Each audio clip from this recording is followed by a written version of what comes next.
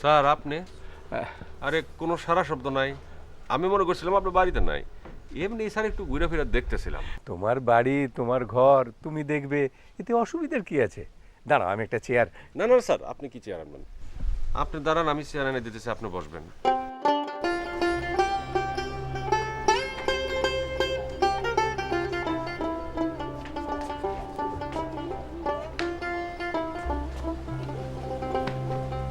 বসুন স্যার। বাবা, তুমি যা করছো তা মন থেকে করছো তো? স্যার আমি একদম মন দিয়ে করতেছি। আমি সহজ সরল মানুষ স্যার, যা মনে হয় তাই করি। কেন স্যার আপনি কোন? আপনার মুক্তিযোদ্ধা ভাতার লেগা আমি উপজেলায় গেছি না, আমি বগুড়ায় ফোন করছি না, ফাইল নাকি এখনো মুক্তিযোদ্ধা মন্ত্রণালয় আছে।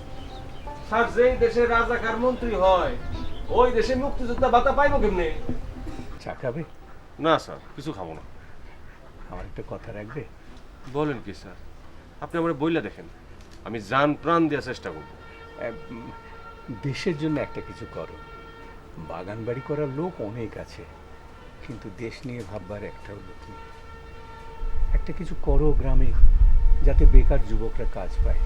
স্যার একটু খোলাসা করে কর না, মানে একটু পরিষ্কার করে কর, আমি তো বুঝতে পারতেছি না কি করতে চাইতেছে। দেশের কথা ভাবো, কিছু একটা করো যাতে গ্রামের 10টা বেকার যুবক কাজ পায়। তুমি নিজের কথা ভাবো, তুমি যদি দেশে কাজ পেতে তাহলে কি সৌদি যেতে? কি কোন স্যার? এই দেশে আমার কত টাকা দিব?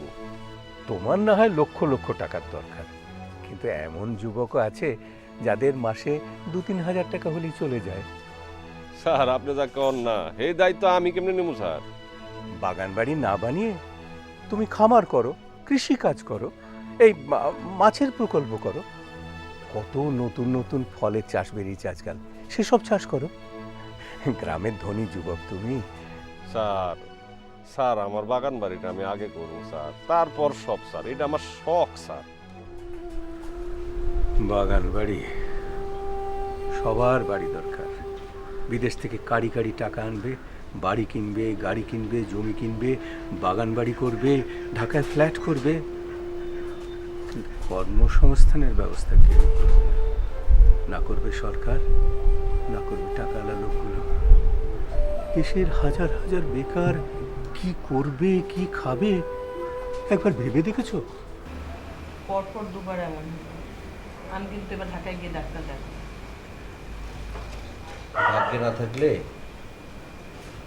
ঢাকার ডাক্তার কি করবে বলো? তুমি ভাগ্য ভাগ্য করবে না তো? আব্বা কি বলে জানো? বলে ভাগ্য নিয়ে বসে থাকলে হয় না, চেষ্টা করতে হয়। বিধি,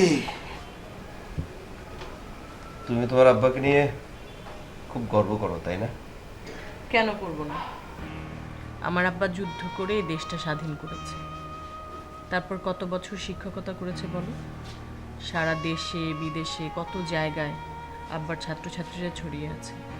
তুমি জানো এখনো রাস্তায় কেউ আব্বাকে দেখলে পায়ে হাত দিয়ে সালাম করে। কিন্তু উনি কি করে আছেন, কি করছেন, সে খোঁজ খবর কেউ নেয় না।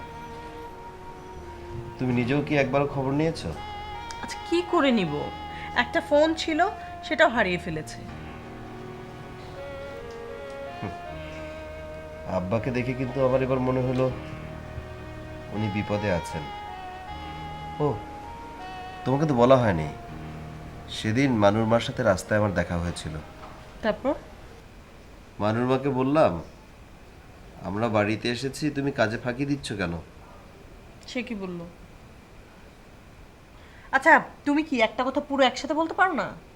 দিন দিন স্বভাবটা এরকম হয়ে যাচ্ছে কেন তোমার? না মানে, মানুর মাকে নাকি আব্বাই ছাড়িয়ে দিয়েছেন। নিশ্চয় চুরি টুরি করেছে, তা না হলে খামাকা আব্বা তাকে ছাড়াবে কেন? আপাও তো মানুর মাকে সন্দেহ করে, শুনলে না সেদিন? কি জানি, আমি তোমাদের বুঝি না, নাকি আব্বাকে বুঝি না। তুমি আসলে কাউকেই বোঝো না, তবে বোঝার চেষ্টা যে করো এটাই ভালো অভ্যাস।